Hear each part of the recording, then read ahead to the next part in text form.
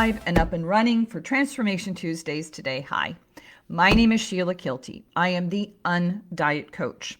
I help women finally stop dieting and have an effortless relationship with food and their bodies for the mind-body transformation that lasts a lifetime. And I know that everybody out there, everybody I have talked to, it's an epidemic of diet exhaustion. We are exhausted when it comes to which thing to listen to.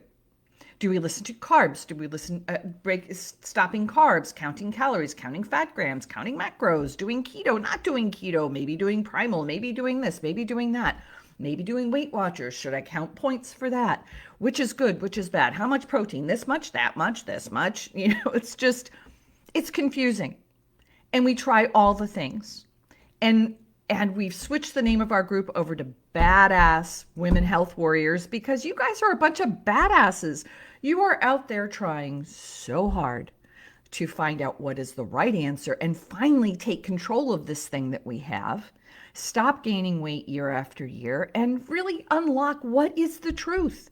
What is the thing that I'm supposed to do? I'll do it. Just tell me what the thing is and I'll do it. And I know because I've been in your shoes. I've lost over 130 pounds and kept it off using these very techniques that I teach other people now. And once I did that and felt how amazing it was to not even think about food anymore, I just get out of bed and I eat. I don't think about it. I wanted other people to be able to have that freedom and how wonderful it is. I mean, our bodies know what to do. Our bodies want to be healthy and optimized and to drop all this excess weight. We just have to give it what it needs and kind of get out of its way. Once I figured that out and I went over to, turn off my phone here. When I figured that out during COVID, I got licensed as a health coach and a mindful meditation instructor, finished that up so that I'd be able to help other people. And my passion is to help other women specifically learn how these things work and to, using that information, be able to develop a wonderful, effortless, easy relationship with food, including carbs and everything, and really just enjoying life and enjoying food again. Because when you have diet exhaustion, you're not enjoying your food choices. You're hating life every day. It's, I gotta figure out everything to do with what am I doing today? I got to meal prep. I got to do all these things. Oh my gosh, do I need to count the calories? Do I need to count the macros? It's not about any of those things. It's about getting back to some very simple concepts of how all this works. Because the doctors and the medical establishment and the big food marketing companies and all the lobbyists for all the different grain, dairy, meat, everything, all the different food products that we have that are all industrialized now, they're kind of in charge of the messaging of what we listen to. And you go down the aisle in the grocery store and you try to grab what says is the most nutritious thing. But today, what we're talking about, that whole realm of what is all the truth of all of this, is a gut bomb. We're talking today about the number one gut bomb that we put into our bodies that absolutely halts all of our weight loss. It halts everything going on with what we're trying to get done with our bodies. It halts weight loss, halts optimization, creates inflammation, creates cortisol responses, and damages our bodies. But it's being marketed to us as something that's super healthy. And we're going to be uncovering what that is today and talking about it and how to deal with it. So let's uncover this number one gut bomb. So does anybody have any guesses as to what this gut bomb is? It's something marketed to us as a health food. It is not a health food. It is something that's very difficult to digest and causes all kinds of gut issues. Any guesses? It's grains. I know. We're told that grains are this amazing, wonderful, healthy thing. Gotta have it. Gotta have the grains. Well, not so much. So let's get talking about grains, why they're the number one gut bomb, why they're something you should avoid like the plague, and use it as a way of driving better health so that your body can start eliminating the excess weight and optimizing itself like it wants to. It wants to be able to do that. So let's get started. So in the world of grains, and I have some notes to make sure I stay on track today. So in that food pyramid that we got in the 1980s, at the bottom was whole grain carbohydrates. And there's this whole thing about whole grain. Got to have whole grain. Whole grains where all the goodness is. That's in the husk and the fiber. Brown is better. Have brown whole grains. They're healthy. Well, until the 1980s, we didn't concern ourselves with whole grain all that much. Whole wheat was something that, health food people did, or, crunchy people did. And the food pyramid came out and said, have 8 to 10 servings of carbohydrates a day. Well, that's just insanity. It's not the basis of what we should be eating. That's nothing to do with dense nutrition at all. So as it turns out, nothing could be further from the truth about grains. So they're not only difficult for us, they can be deadly for some people, grains. And they overload our systems. They put a lot of stress on our systems. And we are not built to digest grains. It's the reason why grains are ground down to use, like in flours and things like that. FLOUR flours, into flour like wheat flour or sorghum flour or whatever flour you're going to be using, because we don't digest the husk. And it causes things like leaky gut syndrome and inflammation of your gut and everything. And it really is very hard for a lot of people to digest. So why are they being marketed as healthy? Well, grain lobbyists. It started way back during the Dust Bowl, I guess, in the 30s, I guess it was, when a lot of the farms were just decimated in the United States from a climate change shift that happened due to the overproduction of uni crops, like one kind of crop over and over, depleted the soil of its nutrients. When they tilled up the land and they got rid of all the prairie grass, like in Oklahoma and so forth, the grass that was out on the prairie, the root systems went very deep into the soil and held all that sandy soil in place on the plains. Well, in order to plant all these grain crops, especially corn, which was starting to be something, which is a grain, by the way, it is not a vegetable. Corn is a grain. Grains are not corn. Corn is grain.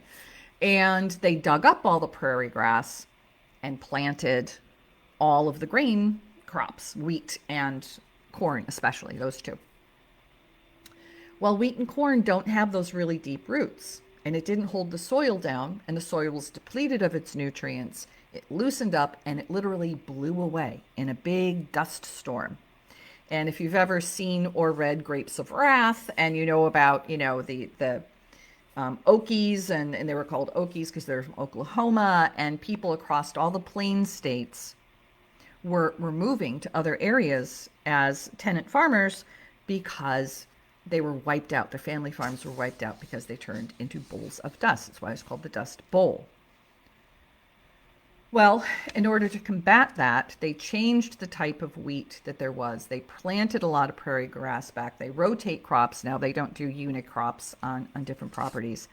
And the type of wheat that started to be planted got rid of the heritage wheat and started being a shorter wheat in the 1950s. This shorter wheat was not genetically modified, but it was modified in a way. It changed to be much shorter, a grain. It wasn't the big, tall grass. It was a shorter grass. And this has a much higher lectin level. It is a much higher undigestible versus the heritage wheats, which is why a lot of people say, I was able to eat bread all over Europe and I was fine. But when I came back to the States and I had the breads here, I was very sick because the grains they use in Europe were never turned into the short grain, also known as green wheat. They kept the heritage wheat that was there. They didn't change it over. So that's part of the picture, but it all comes down to profit. So all of these grain crops were subsidized by the government because they had been wiped out and decimated in the Dust Bowl. Corn to this day is still subsidized. It's why there's high fructose corn syrup. It's why cattle started being fed corn instead of hay or grass when, cattle was being fed. So rather than going out and letting your cattle graze, they pen them up so they could do more cattle. And instead of hay, which was expensive, they turned to the almost free corn, which was subsidized by the government. That's why our cattle started eating corn. They're not supposed to eat corn. We'll talk about that in a minute.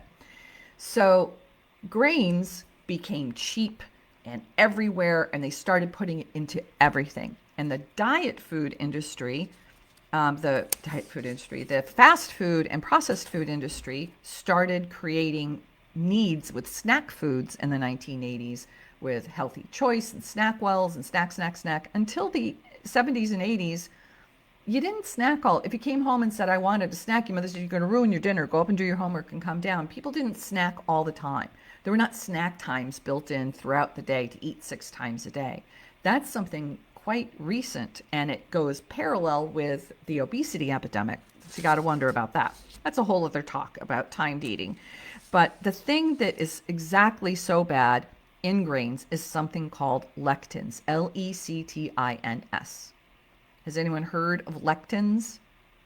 Lectins are the things that are very well-known. Lectin is gluten, and it's very hard for most people to digest and is very inflammatory.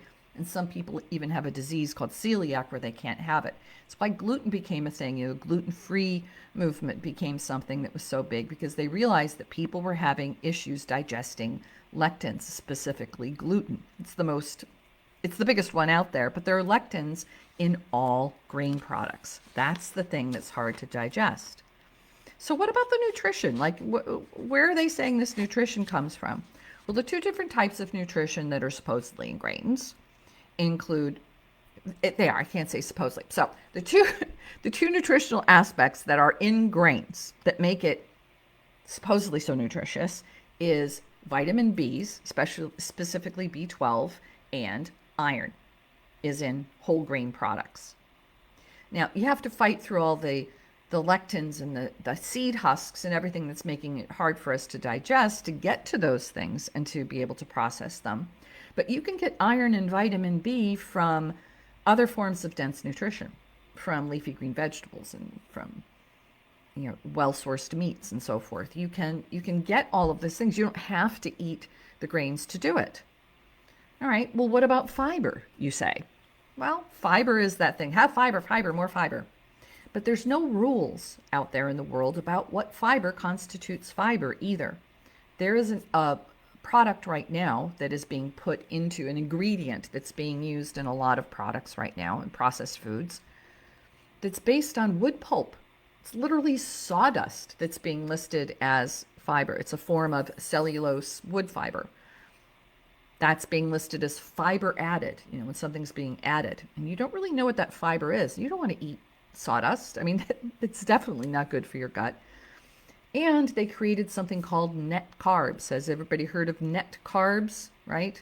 0 net carbs, and you grab that. Now, the reason they put things like heart healthy, 0 net carbs, high in iron, high iron food, high B12 food, is they know you are trying and making an attempt to be healthy. And you're cruising down the aisles of the supermarket on your busy day, and if you see heart healthy food, or you see, this is a 0 net carb food, have this, it's wonderful, you'll grab it because you're making the effort to be healthy. So you grab it and you put it in your basket and you say, there, I'm being heart healthy, I'm being wonderful. But Fruit Loops is not a heart healthy food. Even this is heart healthy on it. And they get it that way by adding all kinds of enriched vitamins and minerals that are based on petroleum products to give it nutrition that can show up on that nutrition thing. But a little bit on that whole net carb thing. That is kind of a marketing scam. I know it feels true that you should take a gram of carbohydrates or sugars and you take a gram of fiber and they cancel each other out. Now, it is true that fiber will slow down the digestion of carbohydrates in your body, which is a good thing. But it's not a one-to-one thing. We're not that transactional. It slows it down a little bit, but it's not like I had a bunch of sugar, so I'm going to have a bunch of fiber and it will solve it. It doesn't work that way. Sorry. So when you see net carb something, you know that they've been pumping a bunch of fiber into something to get that label to say what they need it to say. So when you're doing your homework and you're pulling something off the shelf, even if you look at the thing, you look at the nutritional facts and it says 0 carbs, look at all this fiber that's in here, you're like, oh, it's a healthy food. You pop it in your cart and off you go. But just know that that fiber that they're putting in there is a gut bomb. We get all the fiber that we need from eating vegetable. Vegetable product gives you all the fiber, including, and what's in vegetable fiber, is all of the prebiotic and probiotic fibers that we need to feed our gut and create healthy gut health. So not only by staying away from grains and lectins and all that whole wheat, whole brown food stuff, are we going to eliminate inflammation? We're going to eliminate gut issues and leaky gut syndrome and all of the inflammatory bowel disease and all of that will quiet down when you're not overloading your stomach and your gut with just too much to deal with. And you're not creating cortisol for your body and your weight stalls and then you can't lose weight. You're like, I'm eating all these healthy grains. What's going on? Because you're putting it in there and it's creating inflammation and your body holds on to weight and doesn't drop weight. So if you want to drop weight, drop the grains. Just run away from the grains. Do not have them in your diet. And look out for that added fiber stuff and what's going on. And be wary of things like 0 net carb foods. They've been messed with to be able to get that rating because they know in a marketing way you're going to reach for that on the shelf. So just stay out of the processed food lanes in the middle of the grocery store. Shop the outer aisles. It would be much better to have whole foods rather than whole grains. Like have an actual food that is like God in the universe intended it to be. Like here's a carrot, here's celery, here is leafy green vegetables, here are spices, here's wonderful fatty meats and fish and wild caught fish. It's just, there are things that you can eat that are delicious. You can be a foodie. You can love all the foods that you're having and it's delicious to eat without all those processed foods. Because it's not making your life easier to have them or tastier or more wonderful if it's making you sick. So it's that trade-off. It's like, how great is it to have this processed food if it's making me sick? And when you start learning about these things, you will look at those things all differently. So when I see 0 net carb, I'm like, ugh, stay away. You know, that's been messed with. Just stay away from that.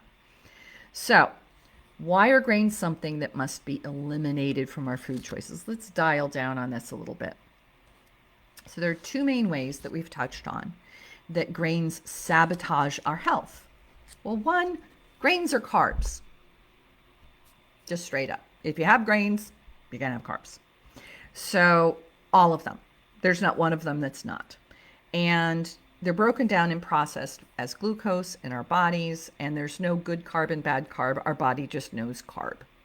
There's not one that's better or worse. Now, again, if there's a little bit of fiber with it, it's going to slow it down a little bit, but it doesn't drive it to a halt or eliminate it because of the fiber. Just know that that's the biology, science, the proof behind it. So if we put too much glucose through carbohydrates or sugar, whatever we're putting in, it overproduces the insulin in our body. The insulin, we become insulin resistant. We overload our bodies and it starts hoarding fat. Insulin's a hoarder. They'll shove fat into every nook and cranny in your body. You don't want that to happen. You don't want to be building fat. You want your body to be pulling fat off the shelves. So even if you're doing everything right, if you're having way too many carbs, even in the form of those whole grains, which are touted as so wonderful, it's still putting carbs in your body and you're still having to deal with them. So everything else is right, but you're putting carbs in, and your body, again, does not care what form it comes in. A carb is a carb is a carb. It's a macro. It's a macronutrient. When it goes in, that's just what it is. Doesn't care where it came from. And humans, the other point of why it's not healthy for us to have grains, humans are not meant to digest grains. We did not eating grains until we became an agrarian culture about 3,500 years ago when we started having farms. Little less than 3,000 years ago. We started creating farms. We stopped traveling and being hunters and gatherers, and we started growing things. Grain was easy to grow. People decided what to do with it. They couldn't digest it by eating it. It made them sick, so they ground it up and made flour. We could make bread.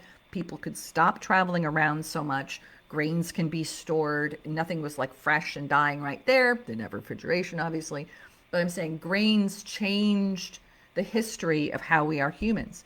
We stopped. We started making villages. We started building homes and schools and all those kind of things. And we became who we are now because we started farming grains and stopped wandering around all over the plains doing, hunting and gathering. That was because of grains. So it's a pretty amazing thing that happened in our lives. But we were not made to eat grains. For millions of years before then, we didn't eat grains. Our bodies were not built that way. Fruits, vegetables, and meats. That's what we were designed to eat. Not all this processed food, which grain is. Grain is a processed food, meaning it has some process that it has to go through in order to make it something we can eat. You can't just take a whole grain and just eat it. It will sometimes kill you, depending on what it is you're putting into you. So what about eating grains in moderation? Just a little bit. Well, in my thinking, a little bit of poison is still poison. I mean, that's the way I have to look at it. That's the way I choose to look at grains. As yummy as grains are, I have to look at it that my body's not so happy with me when I do it. And I've experimented with it. When I got to the point in my program when you're on the Reboot program and you get done with the 12 weeks or you get done with getting to your goal weight. And for me, it was a long time. 130 pounds took me a couple of years to get off. And I didn't have a me that was helping me. I did this on my own. But when you get down near maintenance, you have metabolic flexibility. I carb cycle. I have days when I can have all the carbs I want in the world. I can choose whatever I want to eat, and my body's flexible enough that it can have carbs one day, it can have fat as a fuel one day, it can have sugar as a fuel one day, and my body cycles very easily around in those, and I haven't gained an ounce since I lost the weight.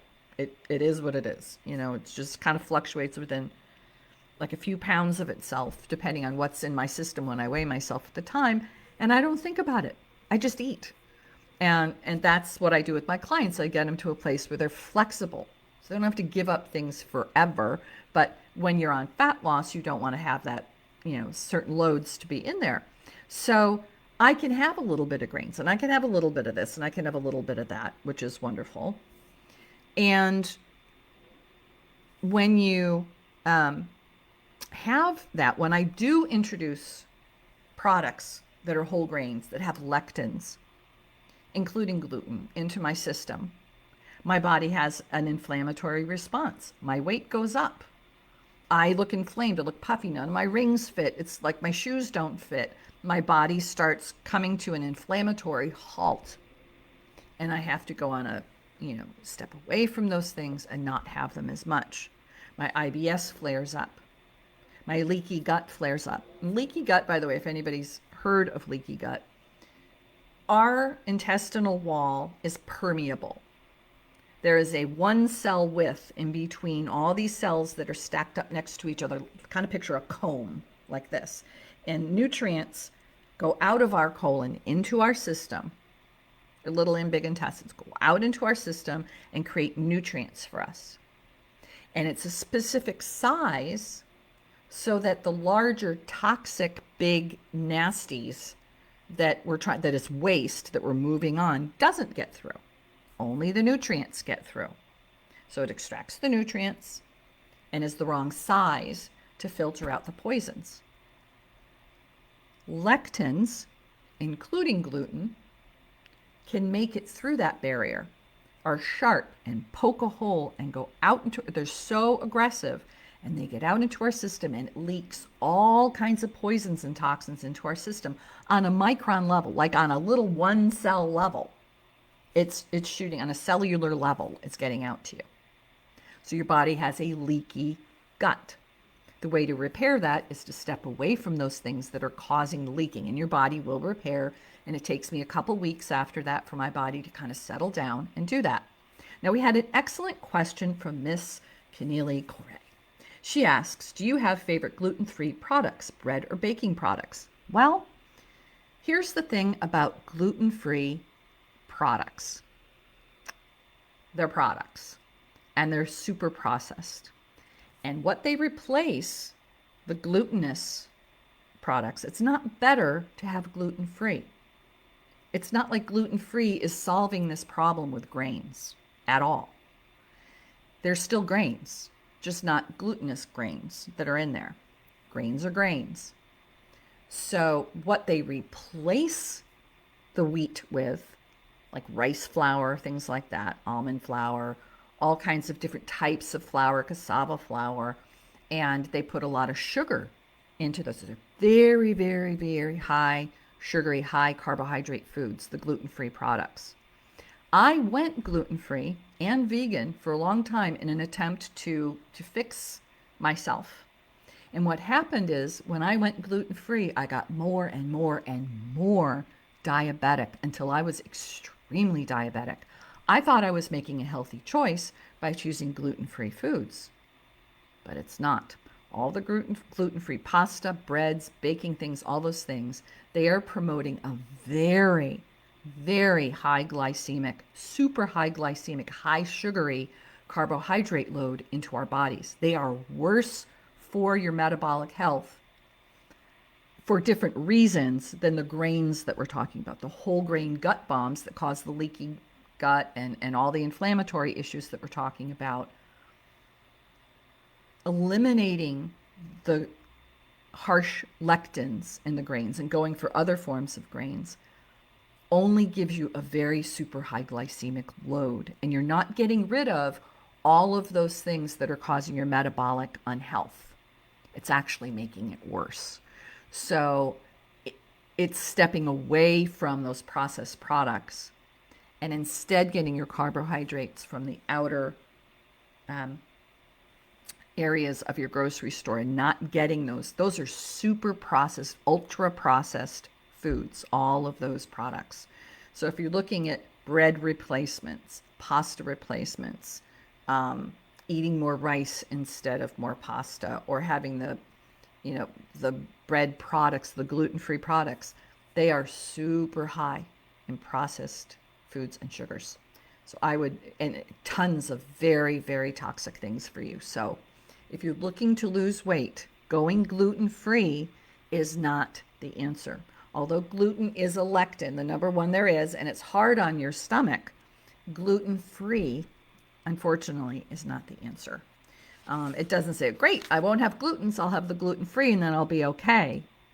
But then you're overloading your body with all those other things. Sorry. So used to have some favorite ones. And if you know someone who doesn't have metabolic issues, who is celiac or needs to be gluten-free for IBS or whatever, and there are gluten-free products that you can use, that's okay for them. But if you're looking to have metabolic health, to pull back from pre-diabetes, diabetes, or an obesity diagnosis, you got to stay the heck away from those foods. They're not helping you. Sorry.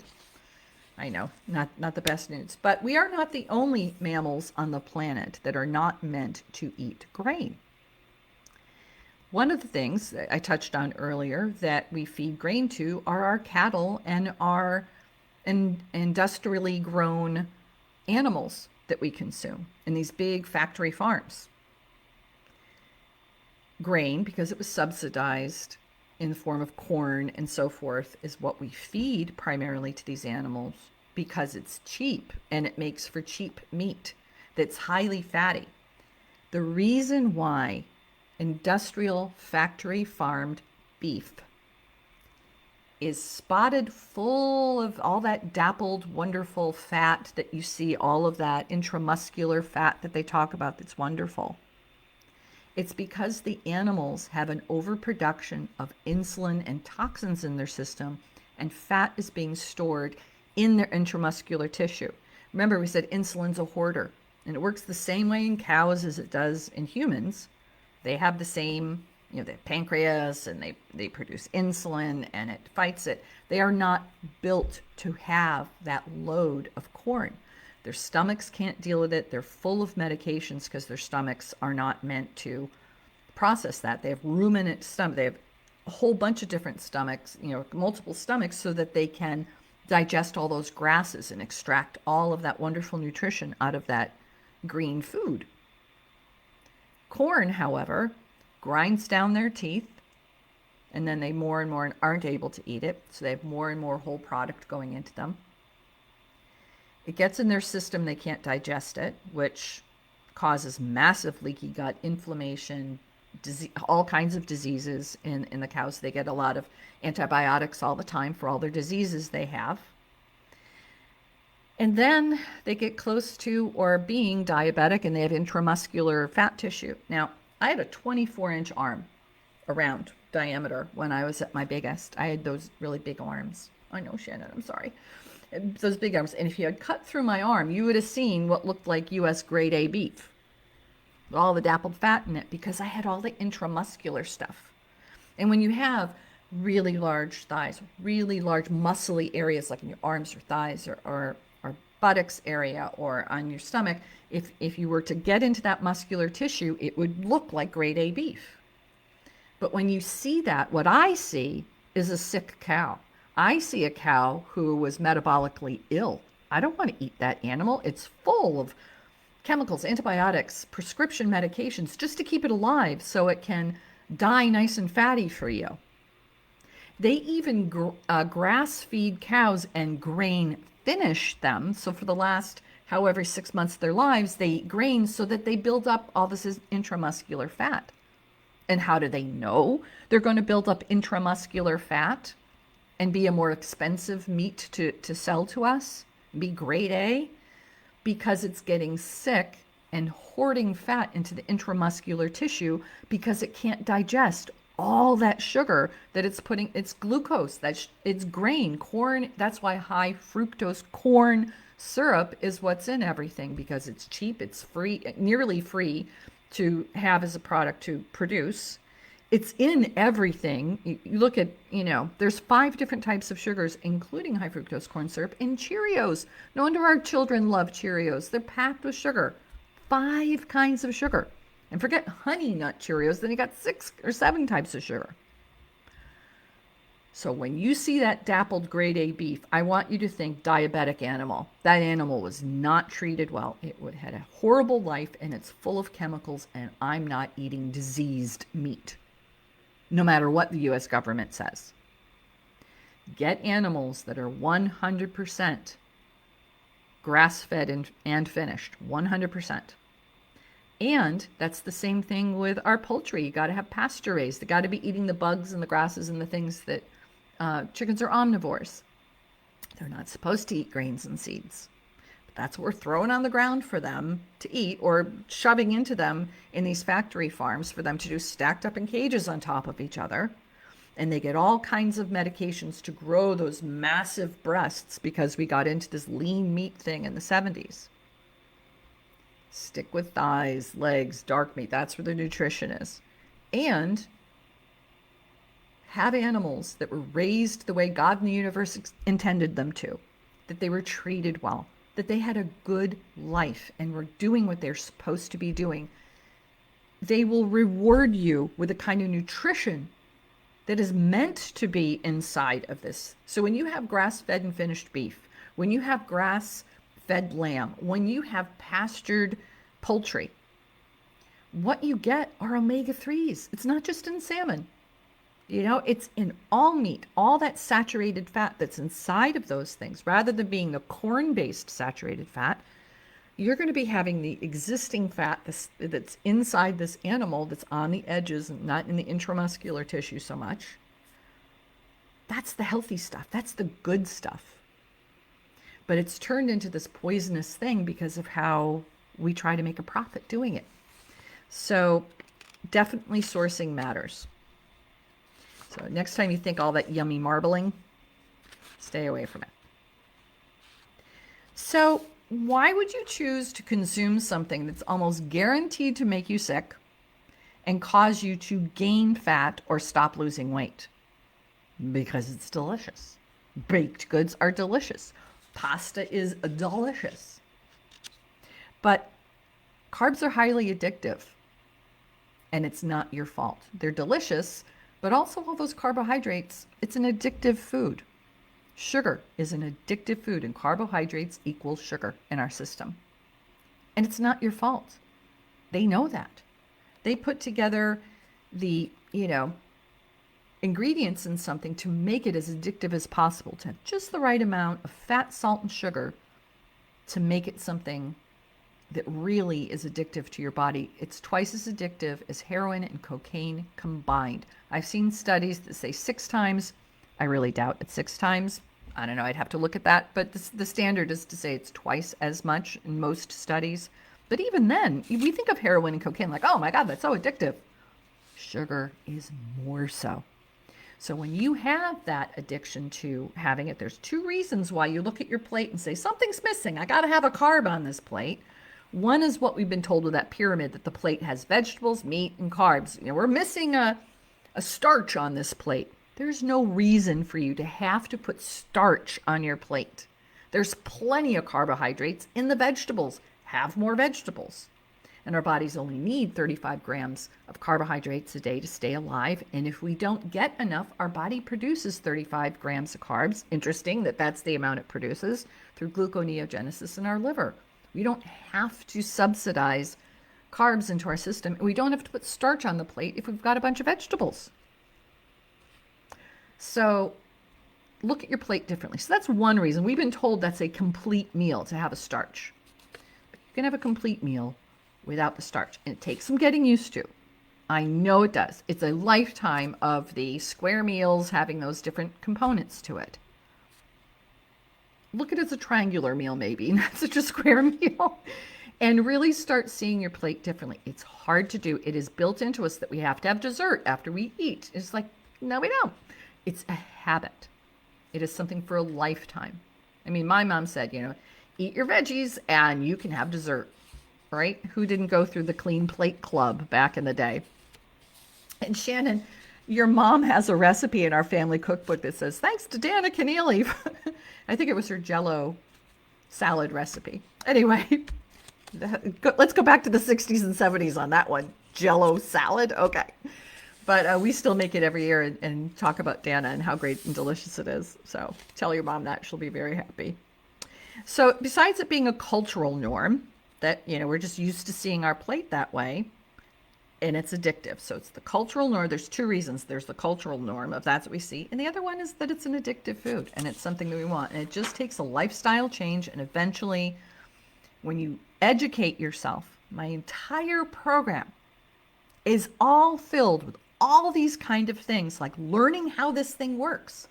And if you learn how your body works and get out of its way, it will reward you by getting down to the slim, healthy weight you're supposed to be. Your body wants to be. It doesn't want to be obese. I mean, trying to find swaps and substitutions to keep up those habits that got you to where you are now didn't make sense to me.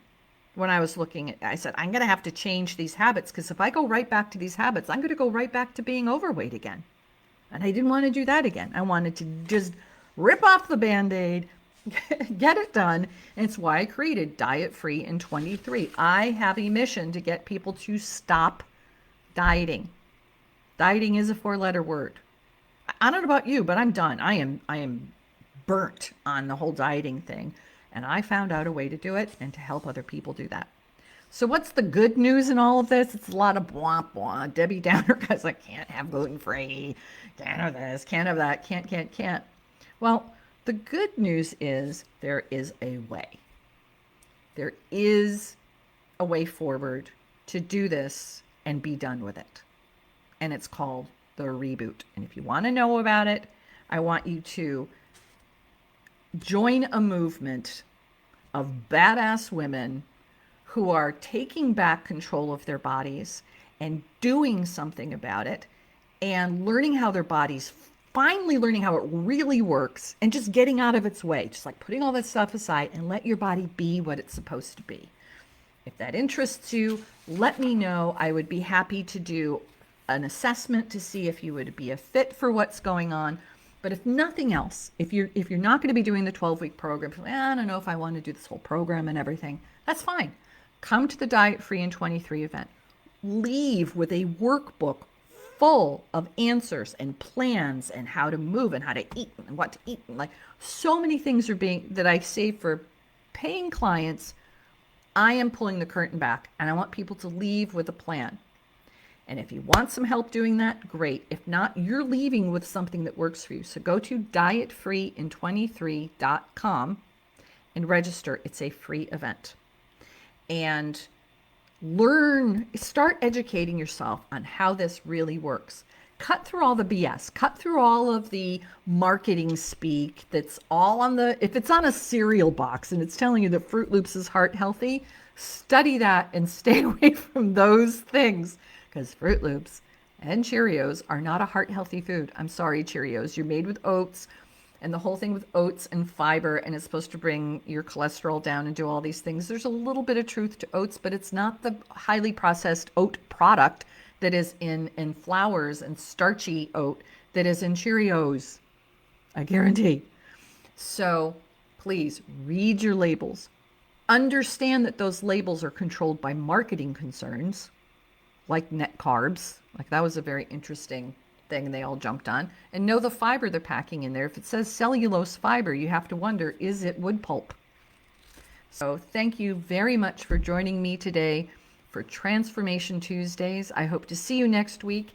Hi. Okay, Shannon. Shannon says she's got it. No easy way around it. Nope. It's hard, but you know what? The results are great. And what's harder is not making the hard choices you're making. Shannon's making those choices to have a healthier life. And when you pick that versus the consequences of not being a badass and doing those things, it's a lot harder. So good on you, Shannon. Take care, be well, and I'll see you next time on Transformation TV.